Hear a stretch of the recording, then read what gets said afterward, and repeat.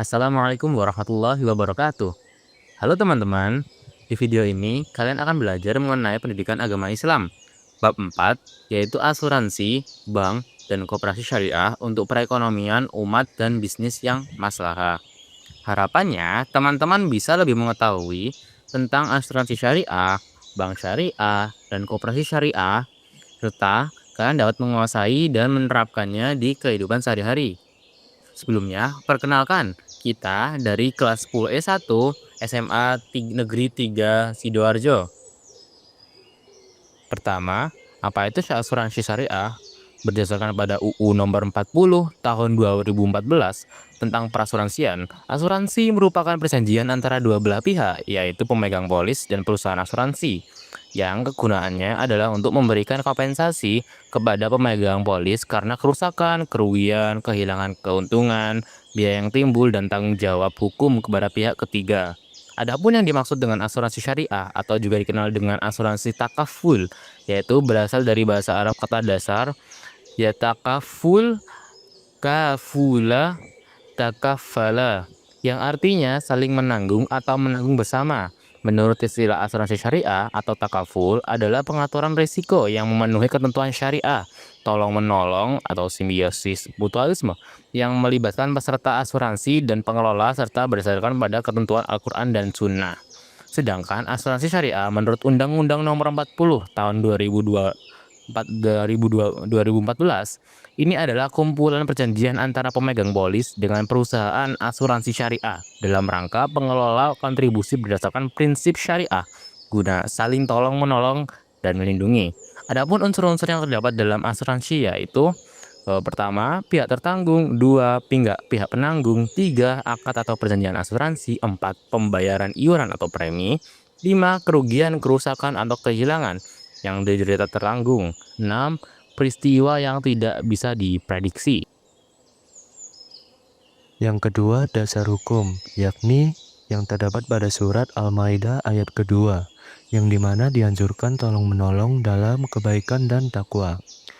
Kemudian terdapat hadis, tolonglah saudaramu yang zalim dan dizalimi.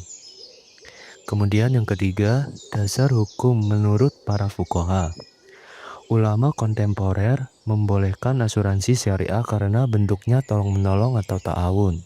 Berbeda dari asuransi konvensional yang mengandung gharar dan maisir. Kemudian yang keempat, hukum di Indonesia diatur oleh UU Undang-Undang Nomor 40 Tahun 2014 tentang perasuransian dan diawasi oleh OJK melalui unit usaha syariah dan Dewan Pengawas Syariah. Nomor 5. Rukun, syarat, dan larangan asuransi syariah.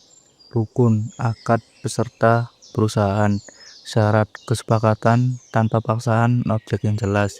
Larangan, riba, gharar, atau ketidakjelasan, dan maisir, judi. Nomor 6. Tujuan dan prinsip dari asuransi syariah adalah memberikan perlindungan terhadap risiko sesuai syariah. Prinsip, tolong-menolong, ta'awun, tanggung jawab bersama, takaful, amanah, dan keadilan. Dan berikutnya mengenai perbankan syariah. Dimulai dari definisinya terlebih dahulu. Perbankan syariah adalah sistem perbankan yang menjalankan kegiatan usahanya berdasarkan prinsip-prinsip syariah Islam, terutama larangan riba, serta menggunakan akad-akad seperti mudharabah, musyarakah, murabahah, dan ijarah. Namun untuk kegiatan dan usahanya tersendiri yakni menghimpun dana seperti tabungan, giro, dan deposito syariah. Namun menyalurkan dana seperti pembiayaan berbasis akad syariah. Dan yang terakhir, jasa seperti wakalah atau perwakilan, kafalah atau penjaminan, dan hawalah ataupun alih utang. Koperasi syariah. Definisi dari koperasi syariah adalah koperasi yang menjalankan kegiatan ekonomi dengan prinsip-prinsip Islam, tanpa riba dan berdasarkan asas kekeluargaan serta saling tolong-menolong. Dasar hukum dari koperasi syariah di Indonesia ada Undang-Undang Nomor 25 Tahun 1992 tentang perkoperasian, dan yang Kedua ada dasar fatwa DSN MUI nomor 07 DSN MUI 4 tahun 2000 tentang pembiayaan mudharabah. Kegiatan dan usaha dari koperasi syariah. Ada simpan pinjam syariah, jual beli atau murahabah, sewa atau ijarah, pembiayaan usaha anggota, mudharabah dan musyarakah. Dan yang terakhir ada hikmah dan manfaat dari koperasi syariah. Meningkatkan kesejahteraan umat, memberdayakan ekonomi masyarakat, menghindari riba, dan memupuk semangat kerja dan semangat gotong royong. Jadi, pada dasarnya, dengan adanya sistem perekonomian Islam, kita dapat terhindar dari dosa, serta terhindar dari kerugian yang tidak seharusnya kita rasakan. Dengan ini, maka kami dapat menutup video kali ini. Terima kasih, semoga bermanfaat dan barokah. Assalamualaikum warahmatullahi wabarakatuh.